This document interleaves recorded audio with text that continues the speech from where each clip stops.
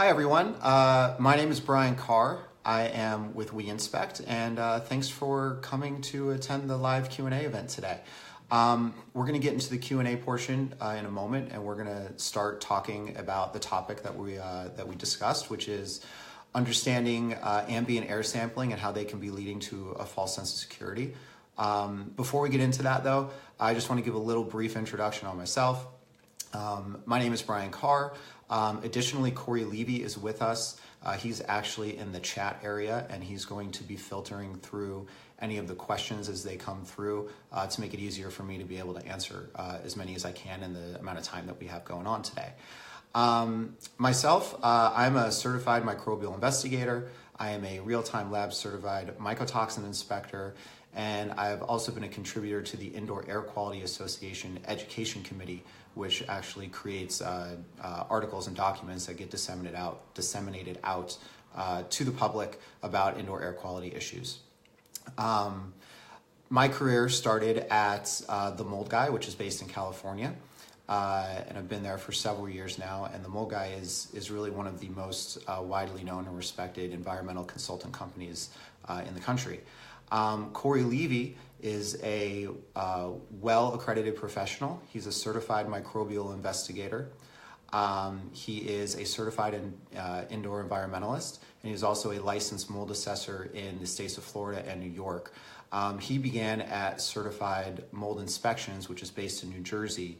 And again, CMI, which is Certified Mold Inspections, and the Mold Guy are two of the most recognized environmental consulting companies in the country.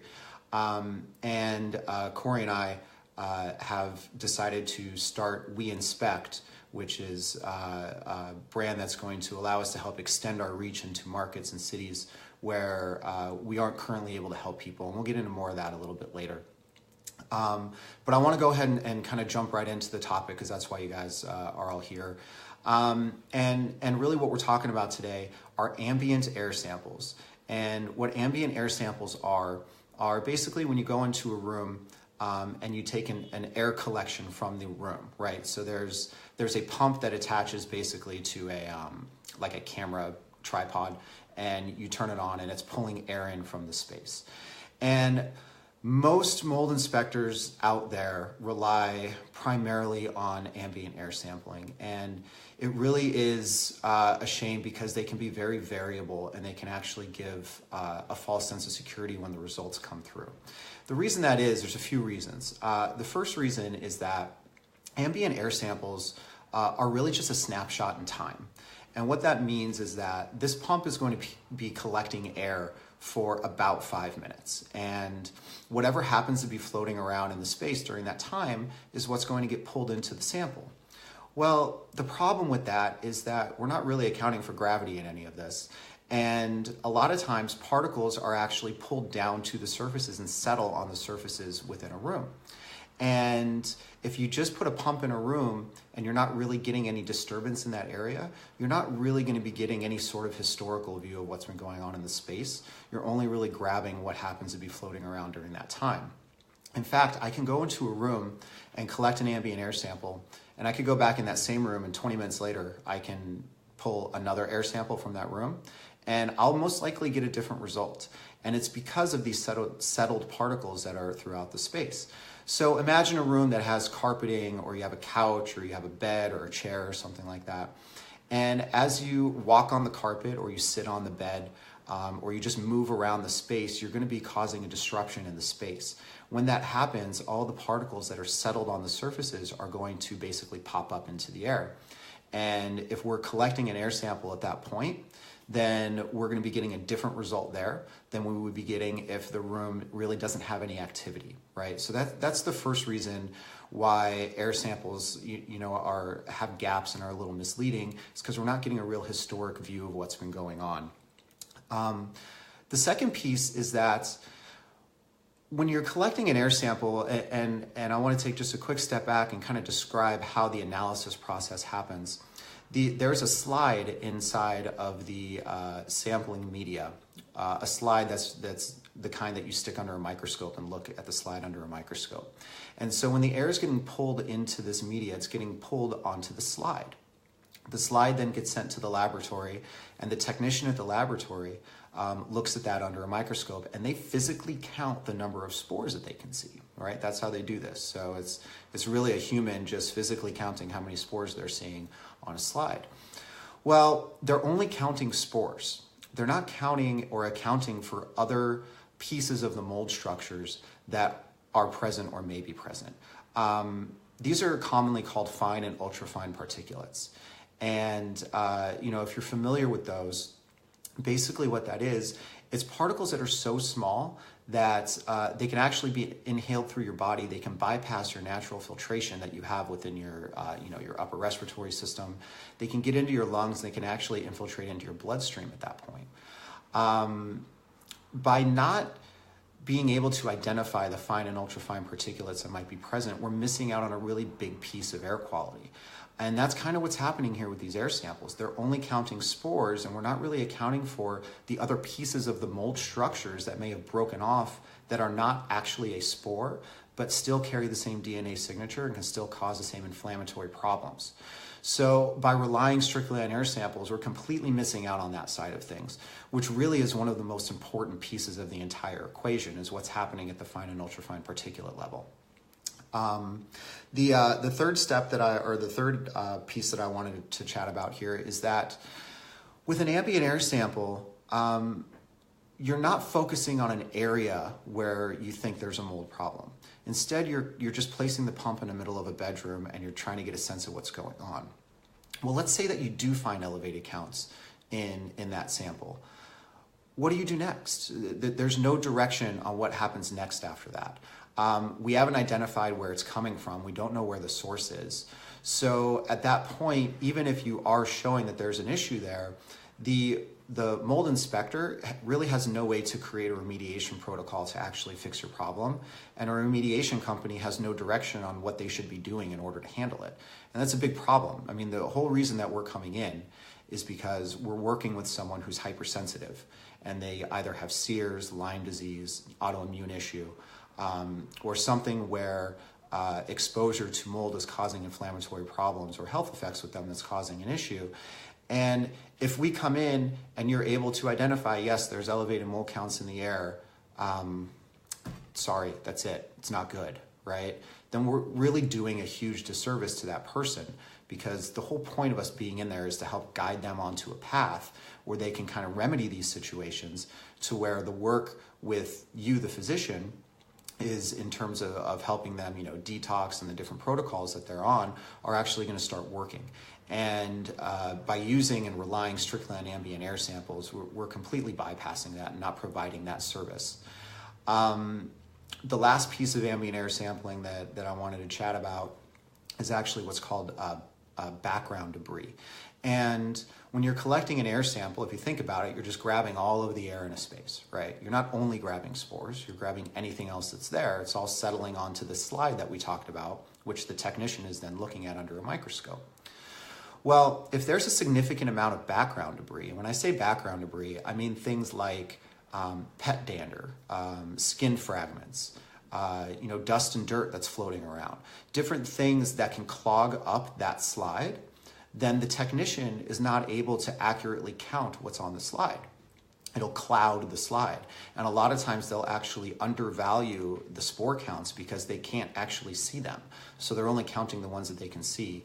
Oftentimes this will be the ones that are kind of around the outside of the trace and not in the heart of it where all the where the clouding might be present.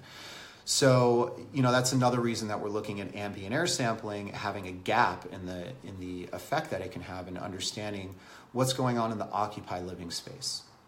Now, with all that said, air sampling is not bad. It just needs to be utilized in the right way. It's like a tool in our tool belt, right?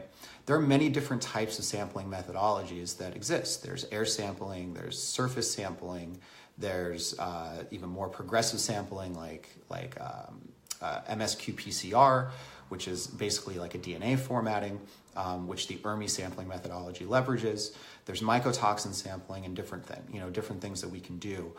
The key is to use a combination of these samples, not only to understand what's in the occupied living space, but also to understand where sources of problems exist. So we're looking at a combination of source identification sampling as well as cross-contamination sampling.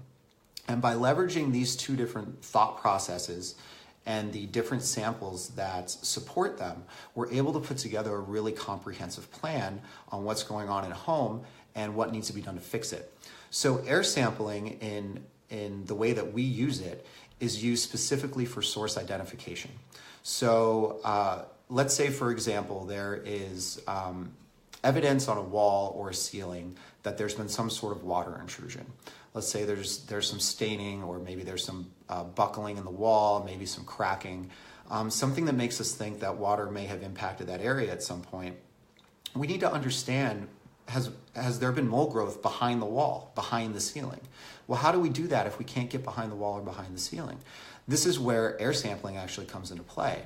And the way that we do that is we do what's called a cavity sample.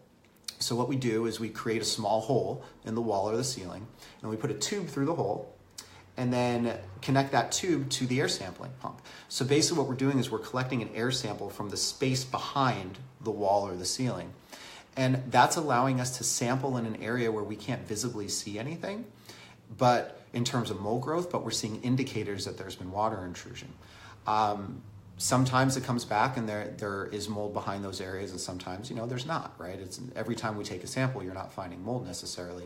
But the air sampling technology is allowing us to basically infiltrate behind these hidden areas and grab samples.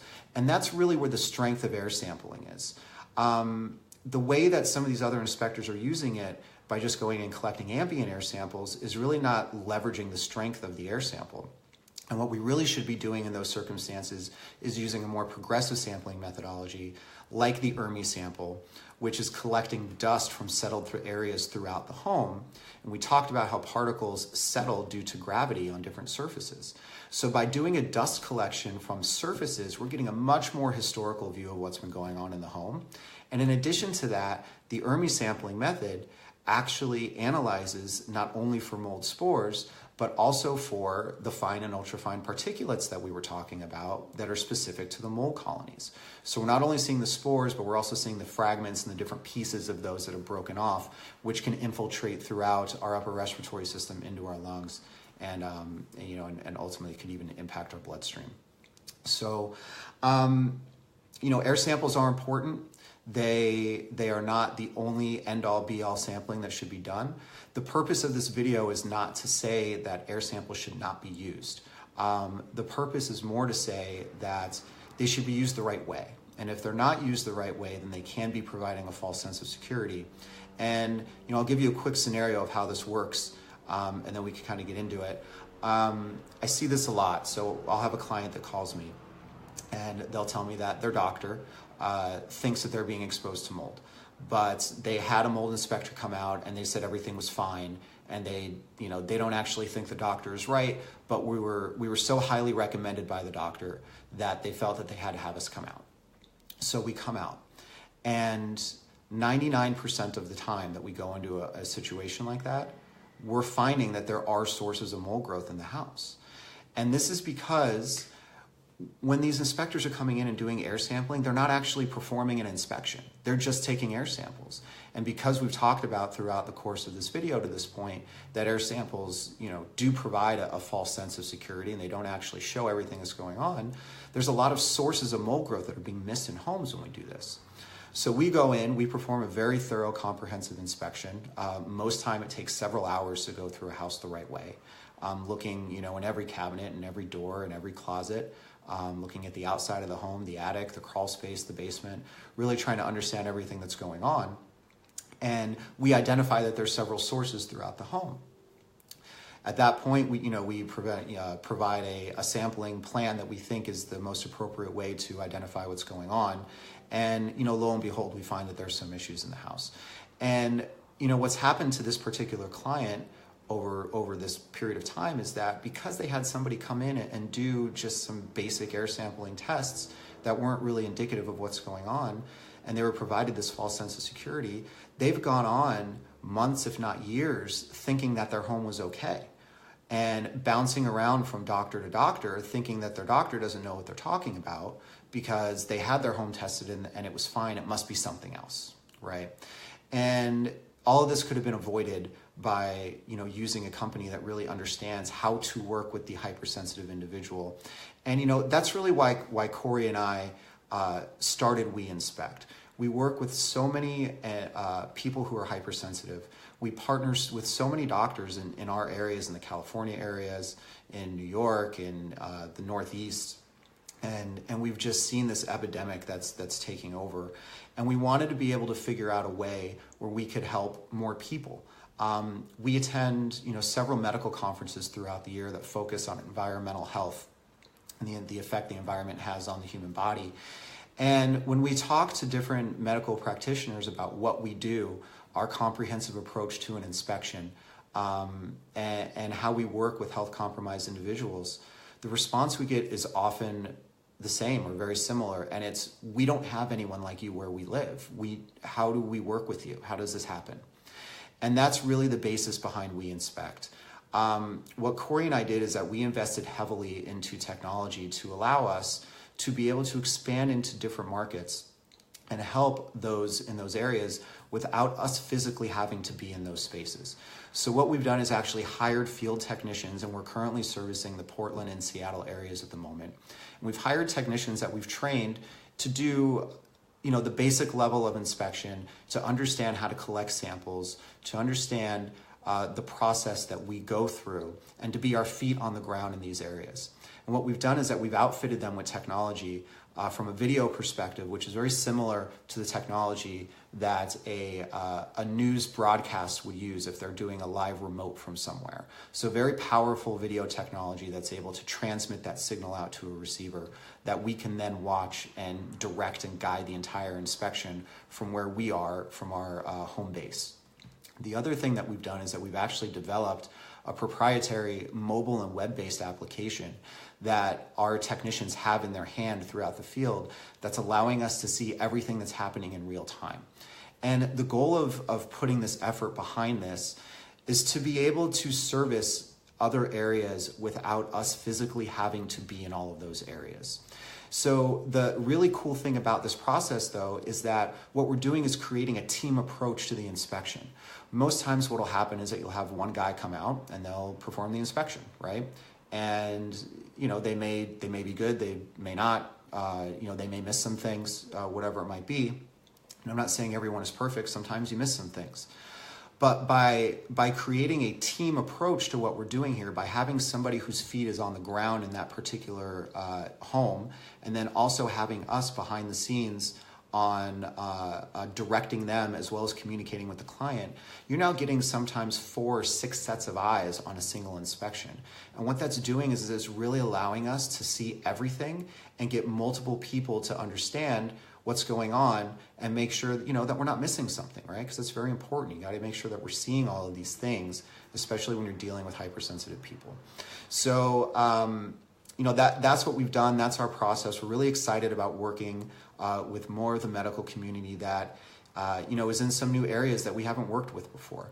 And hopefully, doing videos like this is something that you will find as a benefit. And anything that we can do to help and support you on the medical side is something that we're really excited to do. So with that, we'll open this up to some questions, that we're getting out here right now. I'm going to pull some things up here, and we'll go from there. Okay, so the first question that I have here about air sampling is about actually cabinetry. So what someone here has asked is how do you test cabinetry is really the question. And if you have a kitchen sink or something like that where there's been a leak, and you think that there's mold down there, but you're not visibly seeing it, do you use air sampling for that? You're not actually creating a hole necessarily in the space. And yeah, you do. So air sampling can be used for small confined spaces as well. So let's imagine we're looking at a cabinet under a sink, and we do see that there's some water damage under in that area. What we'll do is we'll actually put an air pump inside of that sink, and or inside of the cabinet under the sink, and we'll collect a sample from it in the sink. We'll close the doors on, or in the cabinet. We'll close the doors in the cabinet. We'll source that cabinet. And it's a good way for us to understand if there's mold that's actually impacting the wood that's in between all the cabinetry. That's one way that we can do that. The second question here is about remediation. And the question is specifically, do you have to remove things, or can you surface clean if we feel that there's mold that's going on? Most oftentimes the answer is that source removal is the way to go. There are some cases where surface cleaning might be suitable, but in most cases, if you're dealing with drywall or cabinetry or any other sort of building material that has mold that's there, you really need to remove the source, because what you're seeing on the surface is not the only thing that's there. Mold is kind of like an iceberg. So when you think about it, if you're seeing mold visibly on a wall or on a cabinet or something, then behind that space, there's typically a lot more going on. So if you're only trying to surface clean the top of it, you're leaving the entire source of the mold growth that's still there. And that's not really the goal of what we're trying to do, and it's going to continue to impact the space. So you're kind of doing yourself a disservice, if we're not doing removal. Some areas that can be cleaned are areas that are more solid in type. So like tile or glass or something like that. Those types of things can be surface cleaned. So the next question here is, how do you test the air on a post-inspection? So let me talk about what a post-inspection is first. So what a post-inspection is after remediation has been completed, it's ideal to have us come back into the home while all of the containments are still built and while all of the walls or cabinetry or whatever was removed is still removed. The point of the post-remediation inspection is to go through and validate that the mold has actually been cleaned. And there's actually two pieces to a post-inspection. Air sampling is one piece of it, but surface sampling is another piece of it. And you really have to think about why the remediation was done in the first place.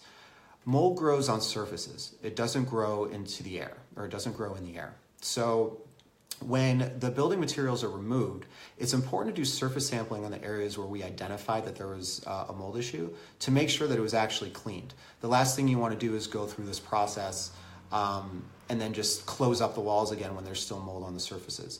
And a lot of times, even if you visibly can't see it, it may still be there because we're dealing with microscopic organisms. The way, though, that we use air sampling in a containment space is that we do an ambient air sample within the containment itself. And the reason that we do that is because throughout the demolition process, where you're removing walls and cabinetry and different things, there's a very, very heavy aerosolization of particles that have happened during that time. And to clean that, there are machines that are brought in that are called air scrubbers. And the air scrubbers are meant to basically suck in the air, filter it out, and then bring out clean air. It's really important to do air sampling in a post-remediation setting because you need to make sure that all of the spores that were disturbed throughout the demolition process have actually been cleaned and scrubbed through the air scrubber. If not, and you open the containment afterwards, you could actually cross-contaminate the rest of the occupied living spaces. So air sampling in that case is really important. Okay, well, we've been on for a little while now, and I think we're gonna go ahead and wrap this up. I really want to thank everyone for taking the time to come out here to get on your computer or your phone and check out what we were talking about today. Really hope that you found the discussion on air sampling helpful, and that it could help guide you. If you are dealing with a mold situation yourself, when you're working with an inspector, to kind of help guide them to kind of collect things more of the right way. And for the medical practitioners that are out there that are watching, that we've invited, really do appreciate you taking the time to come out and check this out. And we're always available to chat. And like I said, we have great relationships with the doctors that we work with in our current markets, and really do collaborate with them and share a lot with them. And it's something that we're really excited to do with those of you that are out there as well. So thanks again. We'll continue to be posting some things, throughout the Facebook page that's informational throughout the coming days, and sending out some emails with some informational data as well. So thanks again. Have a great day. Thanks for taking the time. We'll see you next time.